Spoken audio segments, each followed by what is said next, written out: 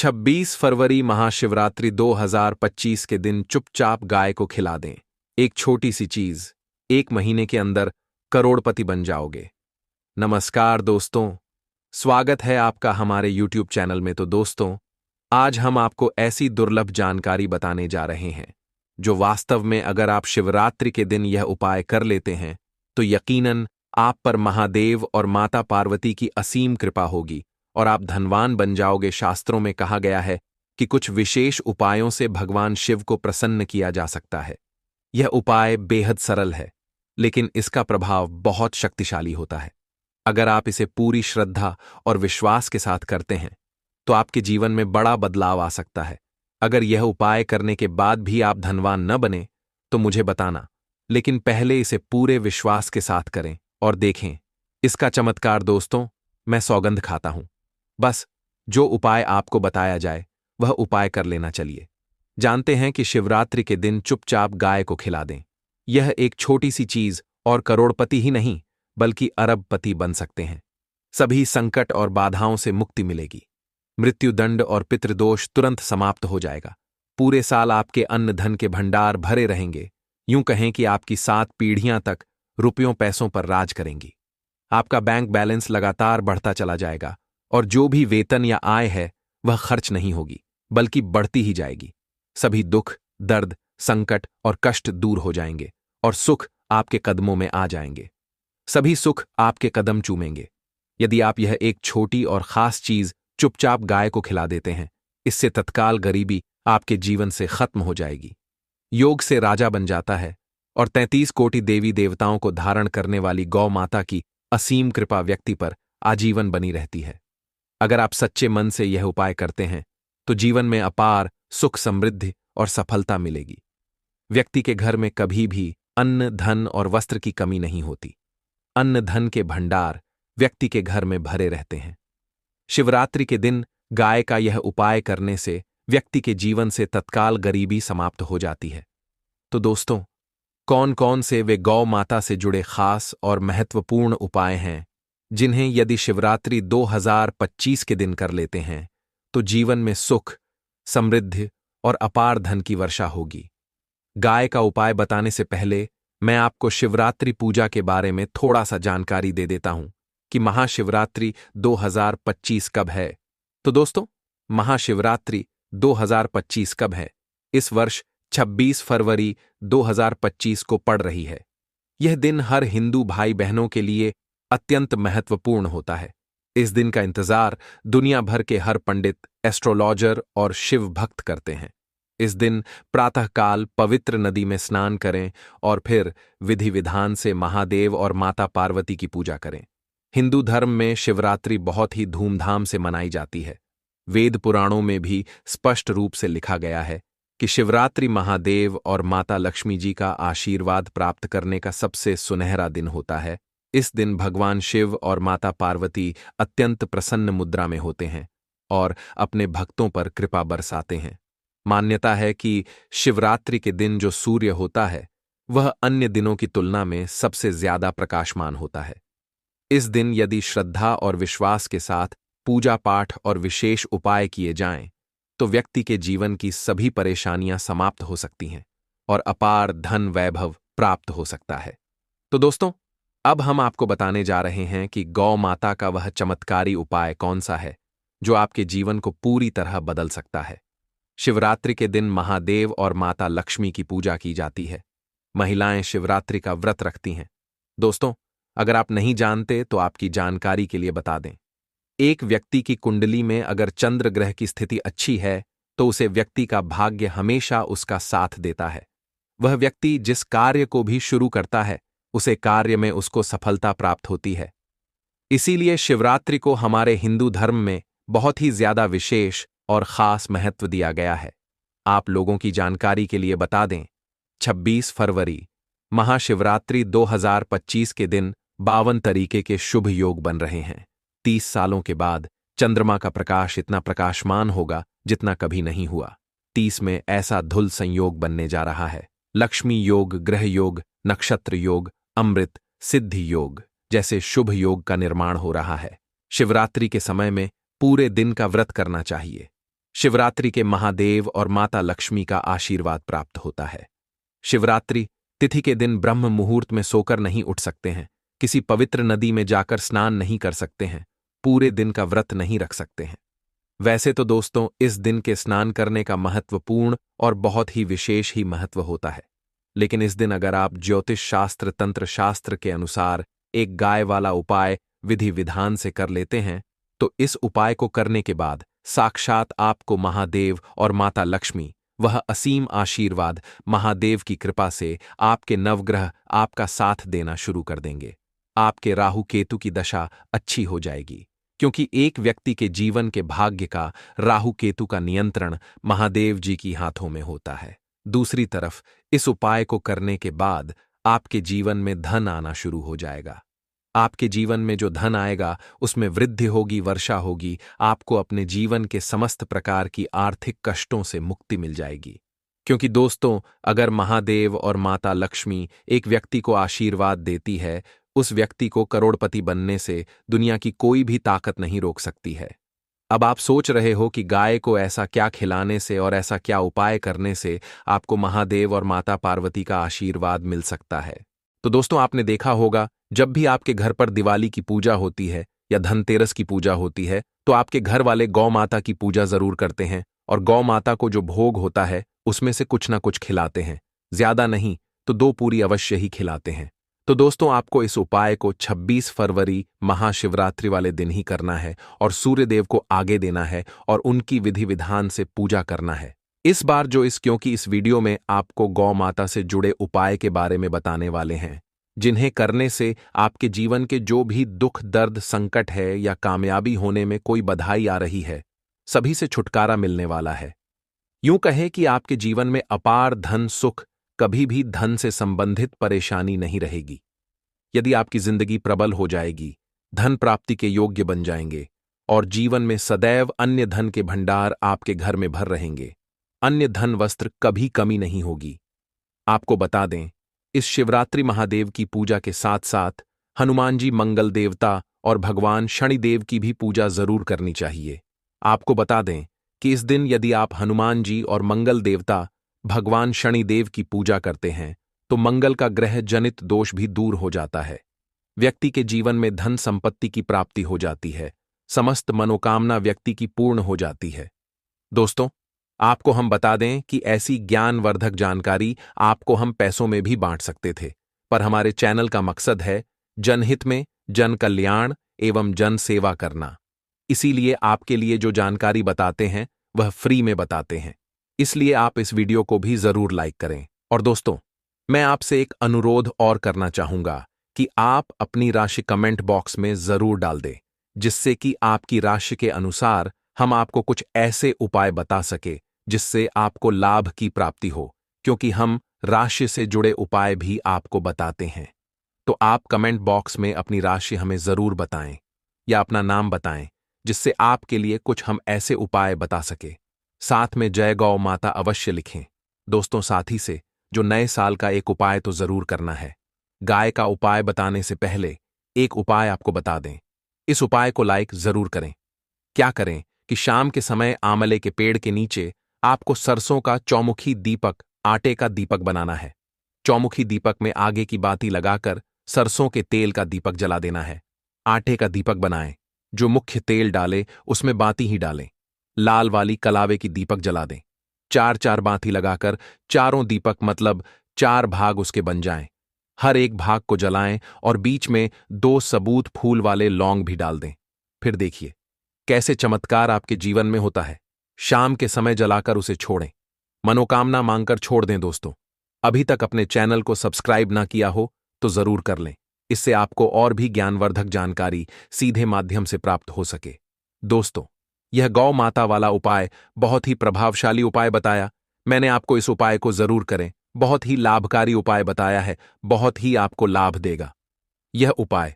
और अब बात करें गौ माता से जुड़े कौन कौन से उपाय आपको इस दिन मतलब गाय से जुड़े, जिन्हें करने से व्यक्ति को 7 पीढ़ियों तक बैंक बैलेंस की कमी नहीं होती, दुख दर्द संकट कष्ट दूर हो जाते हैं और सभी सुख व्यक्ति के कदमों में आ जाते हैं। तो दोस्तों, शिवरात्रि के दिन आपको गौ माता की पूजा अवश्य करना है और गौ माता को जो भोग शिवरात्रि के लिए बनाया गया था उसे भोग से 2 पूड़ी जरूर ही खिला देनी है, सूखी पूरी नहीं खिलाना है। पूड़ी के ऊपर आप मिठाई या कोई सब्जियां, हलवा जो भी बनाया है वह आपको गौ माता को जरूर ही खिलाना है। दोस्तों, हर एक और मांगलिक काम में गौ माता या उनसे जुड़ी चीज जैसे गाय का गोबर, गोमूत्र, गाय का दूध अथवा गाय के दूध से बना घी जरूर शामिल करें। इससे आपको पुण्य भाव की प्राप्ति होगी। सनातन परंपरा के अनुसार जिस घर में गाय होती है उसे घर से जुड़े सभी वास्तु दोष स्वयं खत्म हो जाते हैं, क्योंकि पंचम या के बिना कोई भी पूजा पाठ और हवन सफल नहीं होता। दोस्तों, महीने में एक बार हो सके तो परिवार सहित एक बार गौशाला जाने का नियम जरूर बनाएं और हो सके तो गायों को हरा चारा जरूर खिलाएं, जिससे सभी वास्तु दोस्त शांत हो जाते हैं। दोस्तों, आपका प्रिय चैनल कभी किसी को भी गलत जानकारी नहीं देगा और इनसे जुड़े दोषों का निदान हो जाता है। गर्मियों में गौ माता को पानी पिलाएं और सर्दी में गौ माता को गुड़ जरूर खिलाएं। ध्यान रखें कि शिवरात्रि वाले दिन गौ माता को गुड़ जरूर ही खिलाना है।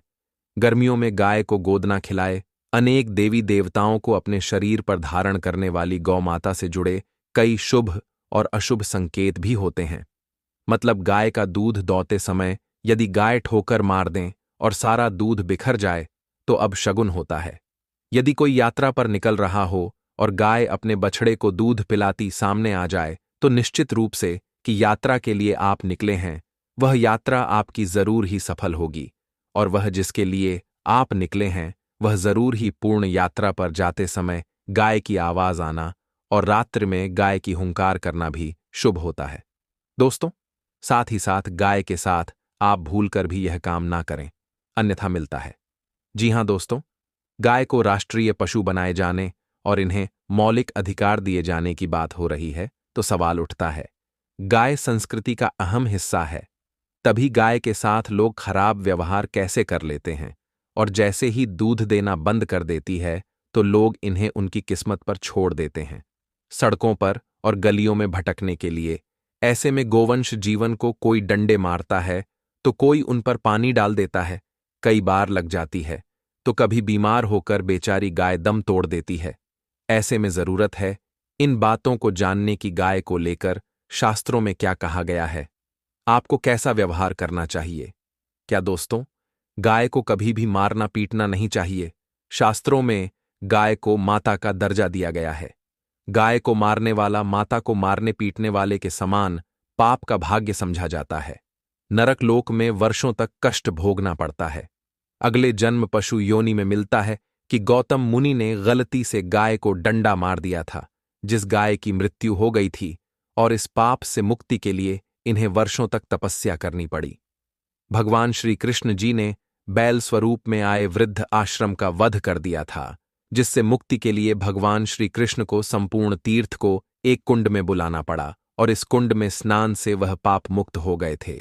यह दोस्तों, साथ ही साथ पानी पी रही गाय को भागते हैं, वह घोर पापी के भंग बनाकर होते हैं। ऐसे लोग घर आपसे मुक्त होकर स्वर्ग पाए जाते हैं और बड़े ही धनवान कल में जन्म लेकर सुख भोगते हैं। और साथ ही साथ आराम कर रही गाय को कष्ट देकर कभी भी उठाना नहीं चाहिए। वह जन्म में किए गए जाने अनजाने में पापों से मुक्ति हो जाती है और गोलोक में स्थान पाते हैं। गाय को डंडा मारकर उठना, पानी डालकर उठाने से मनुष्य पाप का भागी बनता है और अगले जन्म में उसे दर दर भटकना पड़ता है। और साथ ही साथ शास्त्रों में बताया गया है, जो लोग गाय की सेवा करते हैं और उनका भोजन खिलाते हैं और उनकी परवर अच्छी तरह से कहते हैं तो वह लोगों के जीवन की सभी इच्छाएं पूर्ति होती हैं। गाय के बछड़े से बचा हुआ दूध ही मनुष्य को लेना चाहिए, परंतु कुछ लोग एक बार गाय को धो लेने बाद फिर से बछड़े के लिए बचा हुआ दूध भी धो लेते हैं। ऐसा करना घोर पाप कहा जाता है। ऐसे दूध को धोने वाला और ग्रहण भी बन जाते हैं। दोस्तों, साथ ही साथ शास्त्रों में कहा गया है कि गोवंश मतलब गाय और बैल के पीठ पर नहीं बैठना चाहिए। उन पीठ पर बैठने से महापाप लगता है। ऐसे लोगों को नरक की यात्रा भोगनी पड़ती है। एकमात्र देव के अंश के उत्पन्न नदी ही गौवंश है, जिस पर स्वयं महादेव और महादेवी सवारी करती है, क्योंकि नंदी ने स्वयं अपनी इच्छा से महादेव की सवारी बनना स्वीकार किया था और साथ ही साथ शास्त्रों में गाय के दान को बहुत ही महत्व दिया गया है। परंतु ऐसी गाय का दान कभी नहीं करना चाहिए जो बूढ़ी और बीमार हो। कठोपनिषद में नचिकेता की कथा भी इस संदर्भ में है कि जिस नचिकेता ने पिता द्वारा बूढ़ी गाय को दान करने पर आपत्ति जताई थी, दूध देने वाली और बछड़े सहित जो लोग गाय का दान करते हैं वह महान पुण्य को हासिल करके स्वर्ग में स्थान पाते हैं। दोस्तों, साथ ही साथ सूर्य चंद्र मंगल या शुक्र की युक्ति राहु से हो तो पितृदोष होता है। यह भी मानता है कि सूर्य का संबंध पिता से एवं मंगल का संबंध रक्त से होने के सूर्य यदि न राहु या केतु या दृष्टि हो तथा मंगल की युति राहु या केतु से हो तो पितृदोष होता है। इस दोस्त से जीवन संघर्ष में बन जाता है। यदि पितृदोष हो तो गाय को प्रतिदिन या किसी भी एक एकादशी को या किसी पूर्णिमा के दिन या अमावस्या या किसी भी खास दिन, शिवरात्रि के दिन रोटी गुड़ चारा आदि खिलाने से पितृदोष खत्म होते हैं। दोस्तों, हर एक और मांगलिक काम में गौ माता या उनसे जुड़ी चीज जैसे गाय का गोबर, गोमूत्र, गाय का दूध अथवा गाय के दूध से बना घी जरूर शामिल करें। इससे आपको पुण्य भाव की प्राप्ति होगी। सनातन परंपरा के अनुसार जिस घर में गाय होती है उसे घर से जुड़े सभी वास्तु दोष स्वयं खत्म हो जाते हैं। गाय के ऊपर जो कूबड़ होती है वह बृहस्पति गुरु है। अतः जन्मपत्री में यदि बृहस्पति अपनी नीच राशि मकर में हो या अशुभ शिवलिंग में जा रहे हों और सामने से गौ माता आई हुई दिखाई दे तो गौ माता को अपनी दाहिनी ओर से जाने देना चाहिए। आपकी यात्रा जरूर ही सफल होगी। और साथ ही साथ यह संकेत भी जान ले, यदि आप यात्रा पर जा रहे हैं और सामने आपके गाय पड़ जाएं अथवा अपने बछड़े को दूध पिलाती हुई सामने गए दिखाई दे जाए तो समझ जाना कि वह यात्रा आपके लिए जरूर ही सफल होगी। और साथ ही साथ जिस घर में गाय होती है उसमें वास्तु दोष स्वतः ही खत्म हो जाता है। और आप भी रोटी बनाएं, प्रतिदिन ताजी रोटी ही बनाएं। गाय को अगर आपने रोटी बनाई है तो कोशिश करें कि उसे रोटी को आप तुरंत ही गाय को खिला दें। अगर आप उसे रोटी को रख देंगे और उसे रोटी को अगले दिन देंगे तो वह रोटी बंसी मानी जाएगी। गाय को कभी भी बासी रोटी ना दें, क्योंकि इससे घर में नकारात्मक ऊर्जा वास करती है और आपके कार्यों में बाधाएं आती हैं। अगर आप ऐसा करते हैं तो आपके घर में हमेशा अशुभ शक्तियों का प्रभाव रहेगा और आप जिस भी काम को हाथ में लेंगे उसमें असफलता मिलेगी। इसीलिए कोशिश करें कि गाय को रोजाना ताजी रोटी बनाकर खिलाएं। साथ ही सड़ी गली चीजें भी कभी गाय को न खिलाएं। अक्सर लोग घर में खराब हो चुकी फल सब्जियों को गाय को दे देते हैं, लेकिन ऐसा करना गलत होता है। गाय को शुद्ध और ताजा भोजन देने से ही शुभ फल प्राप्त होते हैं। अगर आप अपने भाग्य को बदलना चाहते हैं तो गाय को 8 या 11 ताजी लोई रोटी के छोटे टुकड़े बनाकर खिलाएं और उनके ऊपर हल्दी लगाकर गाय को अर्पित करें। इसके बाद माता गाय के चरणों का स्पर्श करें। ऐसा करने से आपके सभी रुके हुए कार्य बनने लगेंगे और अगर आपके जीवन में कोई संकट या दुर्भाग्य चल रहा है तो वह भी समाप्त हो जाएगा। इसके अलावा यदि आप गाय को रोटी अर्पित कर रहे हैं तो ध्यान दें कि सूखी रोटी न दें।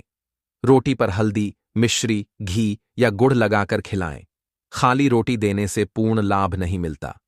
जब आप इस नियम का पालन करेंगे तो निश्चित रूप से आपको शुभ फलों की प्राप्ति होगी और जीवन में खुशियां आएंगी। साथ ही गाय की 7 परिक्रमा करें और पूरी श्रद्धा के साथ उनका आशीर्वाद लें। यह सरल उपाय आपके जीवन को सुख, समृद्धि और सफलता से भर देगा। तो दोस्तों, ये थे कुछ महत्वपूर्ण उपाय और बातें जिन्हें आपको ध्यान में रखना चाहिए। अगर आपको यह वीडियो अच्छी लगी हो तो वीडियो को लाइक करें और इसे ज्यादा से ज्यादा अपने दोस्तों और परिवार वालों के साथ शेयर करें। अगर हमारी यह जानकारी आपको पसंद आई हो तो चैनल को अवश्य सब्सक्राइब करें और बगल वाले बेल आइकन को ऑल पर सेलेक्ट करें ताकि हमारी हर नई वीडियो सबसे पहले आप तक पहुंचे। और हाँ, कमेंट बॉक्स में जरूर लिखें, जय श्री विष्णु भगवान, जय श्री कृष्णा, जय गौ माता। फिर मिलते हैं अगले किसी ज्ञानवर्धक को रोचक कहानी के साथ। तब तक के लिए राधे राधे।